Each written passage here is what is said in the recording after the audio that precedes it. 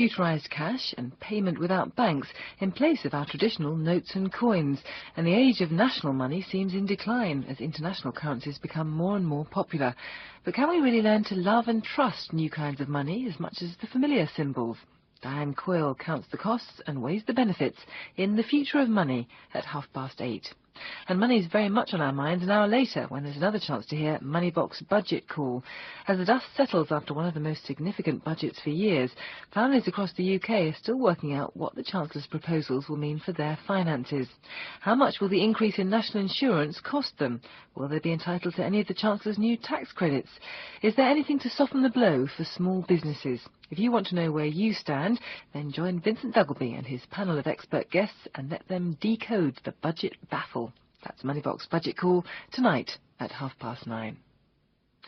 This is BBC Radio 4, and now for the last in the current series of What If, the counterfactual history programme in which Professor Christopher Andrew rewrites history.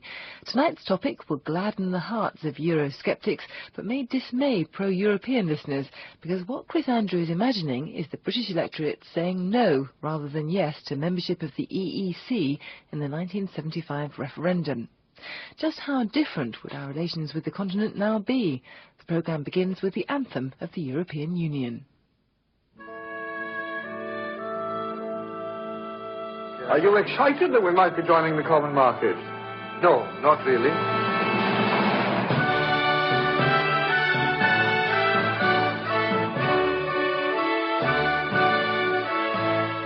Changes from having what we usually do, fish and chips and all the normal English meals. They'll make us eat those things with all garlic and all that rubbish.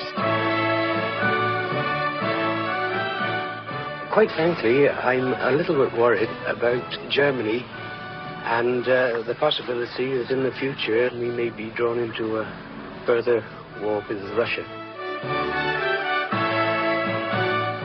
How will it affect you in your trade as a butcher? Well, I think it's going to hit us for 6 because, the price of meat is going to be so expensive that the public won't be able to buy it. A range of views from nearly 30 years ago, expressed by, among others, a Welsh butcher and a lover of fish and chips who didn't want her dinner adulterated by diktats from Brussels forcing garlic onto her favourite national dish. And then there are these voices from 1975. They lured us into the market with the mirage of the market miracle.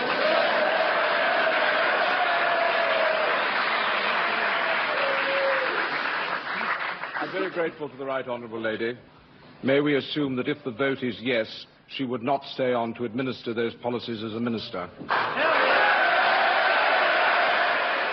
If the vote goes yes, my country will need me to save it. The pro-European Liberal leader Jeremy Thorpe crossing swords with Barbara Castle at the Oxford Union in 1975, just prior to the referendum on whether or not to remain in the EEC, which we'd joined 2 years earlier. In June that year, Britain voted yes by a large majority. Earlier in the year, however, opinion polls had shown a clear majority for a no vote.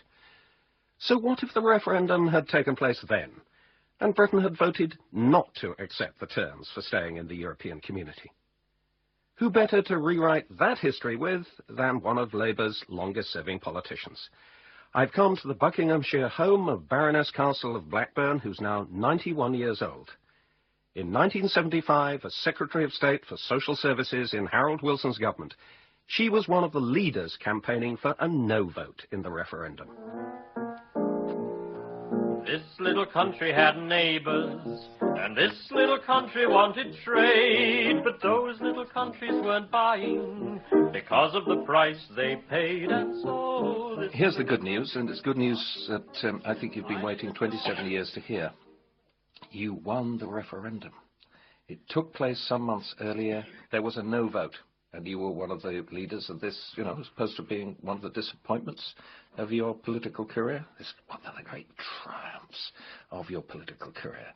So tell me, the night that the referendum result was announced, the night that you discovered that against the political establishment of the country, against all the media, against all the money that was backing the yes vote, you had won. What did you feel like that evening? Well, obviously we would have been delighted, because we'd worked very systematically for that. In the national executive of the party, in the party conference, in cabinet. We had urged our point of view. And we would then have proceeded to say we must now sit down as a government and work out the specific reforms of the common agricultural policy. And that's one of the prime renegotiated terms we were insisting on. So you would have gone back for further renegotiations at that point, rather than recommending... No, we should have reformed it in Britain. Instead of having to adapt it in Britain, you see, there were so many surpluses, so much food wasted, and the cost of living had gone up in the average family household. But your first priority, after winning the no vote, would have been to negotiate a British exit from the common market, wouldn't it? No, certainly not. As much ours as theirs. I mean, that's absurd. That's a negativism. I never run away from something. I say, look, this is mine as much as it's yours. Now, you chuck me out if you like. But I'm not resigning because I think you're a disaster for Europe. This little country had cheeses with Dutch written on the rind. This little country had roast beef, but it was Danish, double underlined, and so this... So you would have wanted to stay in the common market after a no vote. Yes. But you would have wanted to change the common agricultural policy. That's right. That's one of the things. We'd already made it clear that we would have nothing to do with monetary and economic union, and they must accept that. We'd already made it clear that to be fairer forms of financing the common market, which Margaret Thatcher managed to obtain, we would have obtained also. What happens next? If there'd been a no vote, the no vote for which you were campaigning passionately, you'd have won the argument, but you'd have split your party, wouldn't you? Not more than it already was over the European issue. I think every party in this country has been split. It doesn't have to be violently split, but intellectually and emotionally split, for and against entry. Will this little country went to market? Will this little country get no, no, no, no, no from General de Gaulle? Well, someone who knows about splits within political parties, and in particular splits caused by Europe, is John Redwood MP, unkindly denounced by John Major as one of the Eurosceptic bastards who complicated his period as Prime Minister in the mid-90s.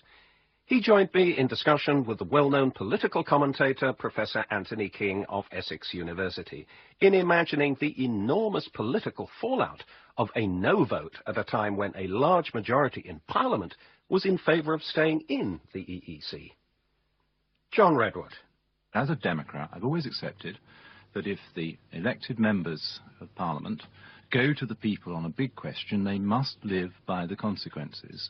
And you can only reverse that fully, I think, in another referendum. I suppose you could reverse it in a general election if you were making it clear to the people that that was what you were seeking to do. Well, Anthony King, there have been 2 elections in 1974. Anyway, is there going to be another one in 1975 after the referendum produces a no vote? Oh, the result of a no vote would have been cataclysmic in terms of parliamentary and party political terms. You can imagine Harold Wilson, the Prime Minister, James Callaghan, the Foreign Secretary, coming forward with a bill. It would have had to have been a very complicated bill to take Britain out of the common market. Britain had already been there for several years by this time. And I find it almost impossible to believe that there wouldn't have been not merely the Liberal Party voting against any such piece of legislation, but very large numbers of people, possibly a majority on the Labour side, and very large numbers of Tories voting against such legislation. This would have been a unique position in British constitutional history, wouldn't it? First, there is the first ever referendum on a major constitutional issue. The people vote one way, and it is absolutely the opposite way to which a very large majority of the House of Commons have voted. So, faced with this completely unique position, What's your best guess, Anthony King? Do you think that the Mother of Parliaments would have inclined itself before the wishes of the people? My own guess, for what it's worth, is that that would not have happened. Notice that a yes vote meant that, in a sense, nothing happened. You didn't have to change anything. You didn't have to initiate anything. You didn't have to introduce a bill into the House of Commons. If the vote had gone no, you would have had to act, and you, for these purposes, as the government. And the government, I think, would have found it very difficult to persuade the House of Commons to do a somersault, even if the somersault was the honourable thing to do. John Redwood, you're in an unusual position, aren't you, since you would have been passionate, indeed you were passionately in favour of a no vote at the referendum in 1975, though not yet an MP. On the other hand, you're also committed, I think, to the principle that where the people have spoken, as they had for the first time ever on a constitutional issue, Parliament should have inclined itself, given way to the views of the people.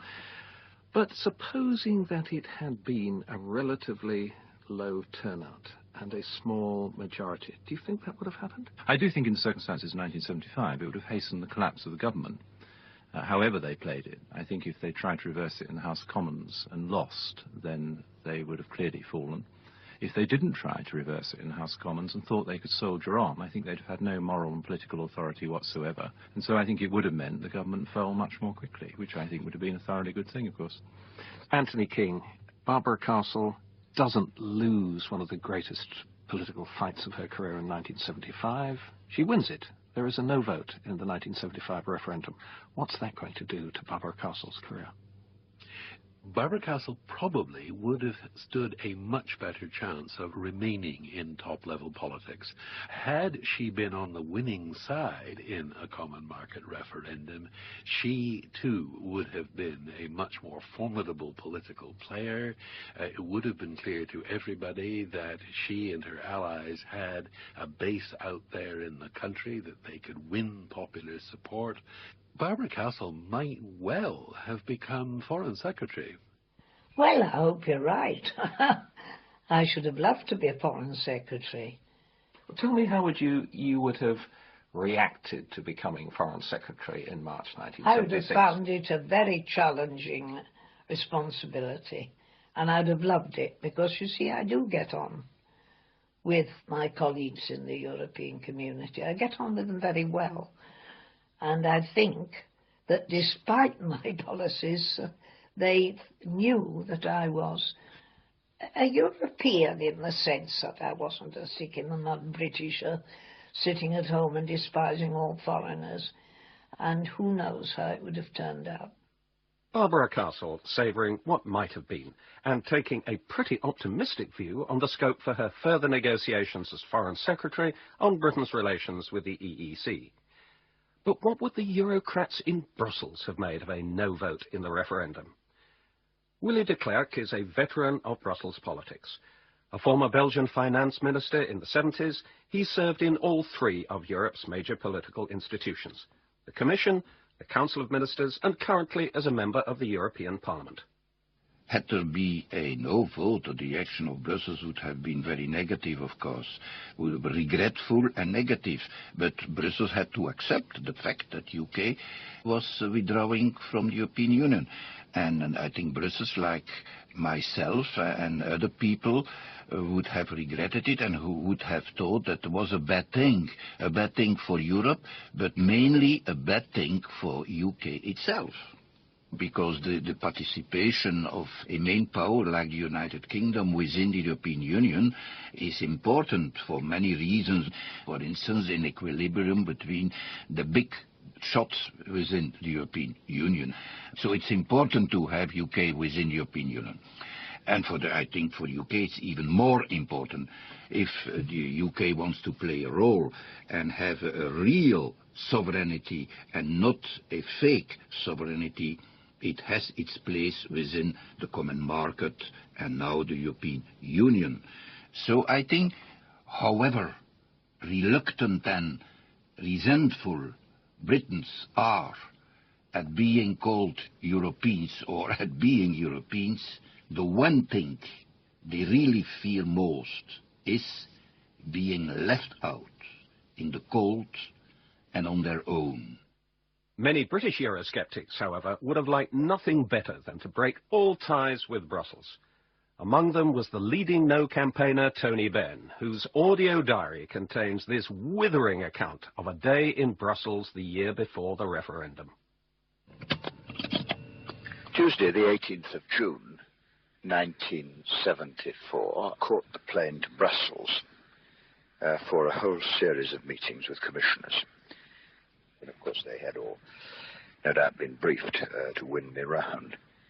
I want to report my feelings about going into the building in Brussels, huge building in the shape of a cross, absolutely un-British and un-English. Even office blocks in Britain don't look or feel like that. I felt as if I was going almost as a slave to Rome. The whole relationship was wrong. Here was I, an elected man, doing a job and could be removed, and here were these people with more power than I had, no accountability to anybody. It absolutely confirmed in a practical way all my suspicions that this would be the decapitation of British democracy without any countervailing advantage, that the British people wouldn't accept it, and quite rightly so. There's no real benefit for Britain. I found it a most fascinating day. Tony Benn, of course, would have been delighted by the no vote. Many other leading Labour politicians, however, would have been horrified. None more so than the so-called Gang of Four, Roy Jenkins, Shirley Williams, Bill Rogers and David Owen, who later left the Labour Party to found the Social Democratic Party. British withdrawal from the EEC might have persuaded them to found the SDP several years earlier than they did. For Harold Wilson's government, a no vote in 1975 might well have precipitated an economic as well as a political crisis. Professor Peter Hennessy of Queen Mary College, London.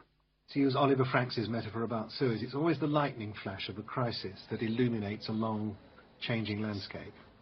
And that lightning flash of the economic crisis when it came would have produced very possibly different reactions if the referendum had gone the other way.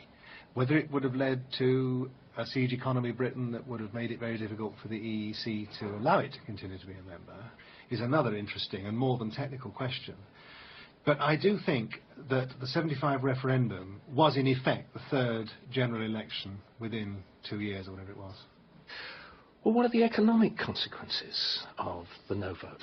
Is it going to be a run on the pound? Are the IMF going to be called in even earlier than they were anyway?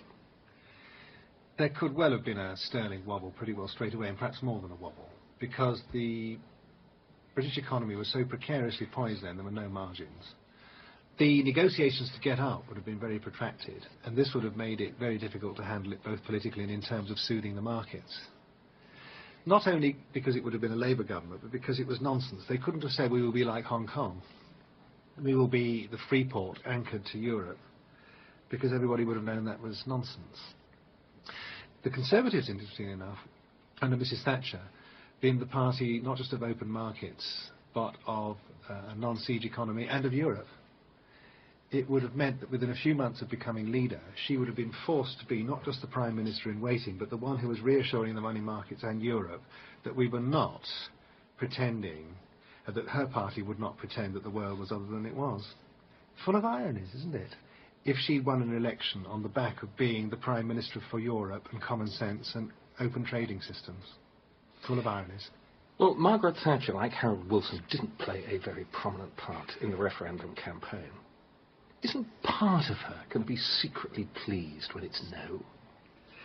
It was Willie Whitelaw's famous remark. I think it was about that time when Labour was in trouble. I know it's wrong to gloat, it's not allowed to gloat. I'm not gloating, of course I am. Yes, I am. I'm gloating like hell. I'm gloating like hell. You know, again, the several jowls working overtime. It would have made for fascinating watching for the likes of me.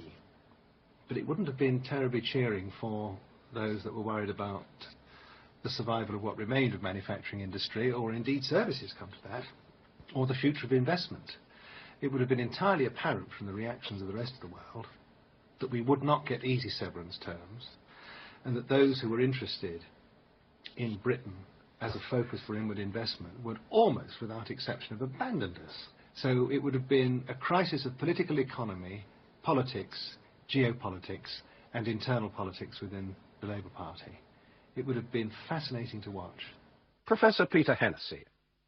Hugo Young of The Guardian, author of an acclaimed history of Britain's relations with the European Union, believes that the economic consequences of leaving after a no vote in 1975 would have been so dire that by the 1980s, the Thatcher government would have been applying to join once again.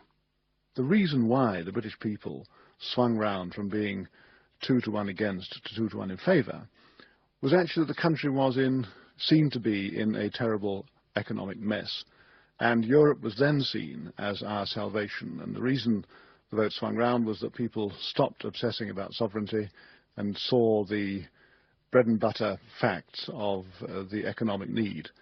Now, that would not have changed. We were still, remember the winter of discontent, remember the end of the 70s, we were still a country in even more dire economic circumstances. And I'd say further, don't forget that Margaret Thatcher herself, although when she became Prime Minister, she made a name for herself as the scourge of Brussels and the fighting for her money, and as she called it, and all that, she was at that phase always quite a strong strategic pro-European. I mean, in the middle of the 80s, she talked with great sort of enthusiasm about how the further European integration on all sorts of levels was valuable and necessary. And I think that had people voted no in 75, by 1985, they'd have voted yes with her enthusiastic support. Well, let me ask about one aspect of that. After all the recriminations which follow British departure from the common market in 1975, European partners are going to be pretty suspicious, aren't they, of us wanting to get back in 1985. Are we, in fact, going to be all that welcome? I think we will be much less welcome than we were in the early 70s. I mean, it was the concerted view of all the existing members of the community that they desperately wanted Britain to come in. And had we pulled out by popular consent, and if the, therefore, governing class was seen by the Europeans, by the continental Europeans, as having not fought really hard in the referendum for a yes vote, then, yes, we would have been in very poor odour among the rest of the European community. But I think the desire to have another large economy in there would still prevail, and they wouldn't make it impossible for us to get in. So we'd have had the extraordinary sequence of Edward Heath taking us into the common market and Margaret Thatcher taking us back into the common market. That's what I think would have happened, because I think the Tory party, don't forget, was the European party. She didn't really change that for the first half of her time more than the first half of her time as leader. Although she cut up rough on particular deals, she was not an ideological anti-European. She followed the economic and political instincts of her party.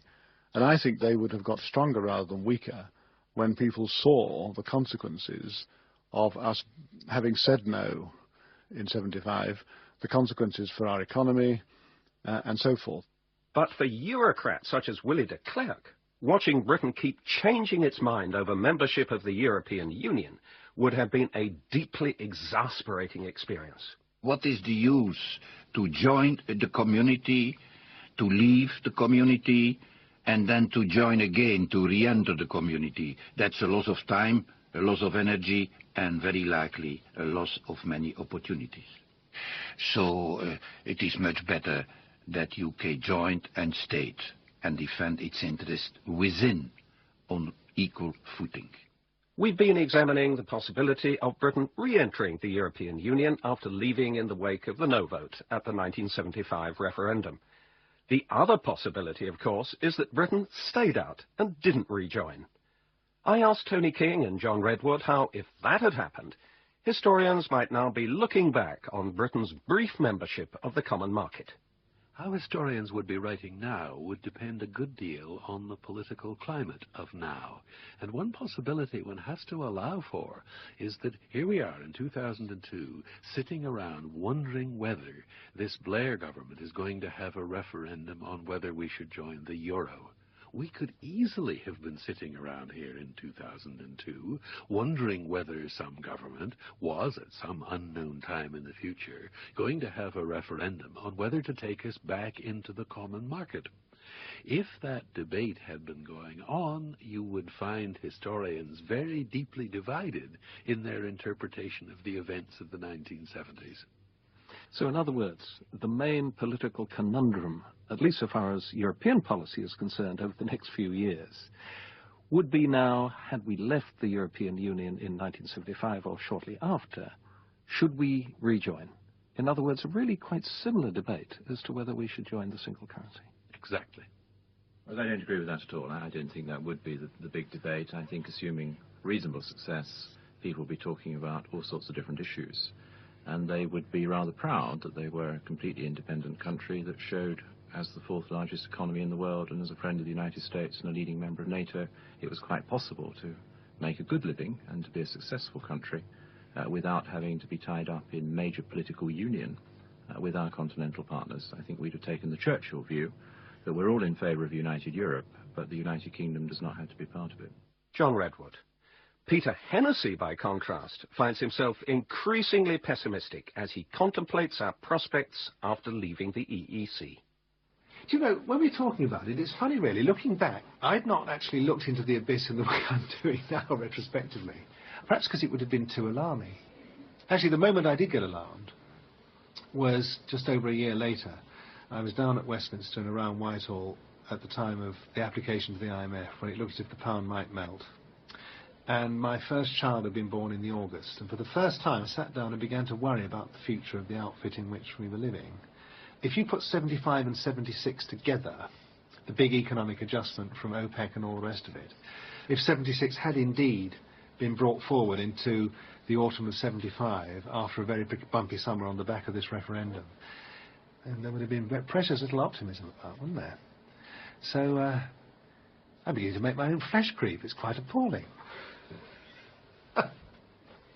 Shall we, the whole company, join me in a chorus of There'll Always Be an England? There'll always be an England while there's a country lane, while there's a country cottage small beside a field of grain. It's not often that during a broadcast interview, two professors of history find themselves overwhelmed by a surge of musical patriotism, even if, deplorably, only one of them could remember all the words. England means to me. Well, it's now time to return from our imaginary world, in which a referendum early in 1975 voted to reject the terms for remaining in the common market, to the reality of the referendum which in June that year produced a 2-to-1 majority for accepting the terms. Opinion polls showed that over the previous 5 months, a no majority had turned into a decisive yes majority. It's just possible nowadays that as we start to face the prospect of a referendum on whether to join the euro in a year or so's time, we're beginning to see a no majority being transformed once again into a yes majority. At present, however, it seems unlikely that the referendum on the euro will reproduce the extraordinary landslide of June 1975.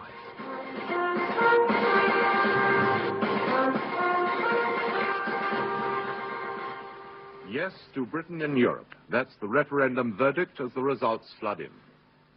The percentage in favour of staying in the EEC is averaging around 69%, as opposed to 31% against.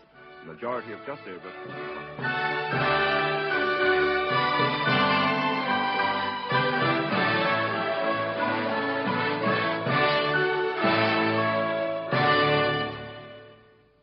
What If was presented by Chris Andrew and produced in Bristol by Mark Smalley.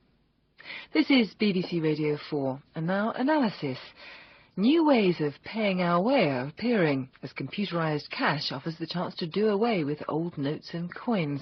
But Diane Coyle asks how we'll cope with the future of money. How often do you think about it? Every 2 minutes? Daily? Or only once a week?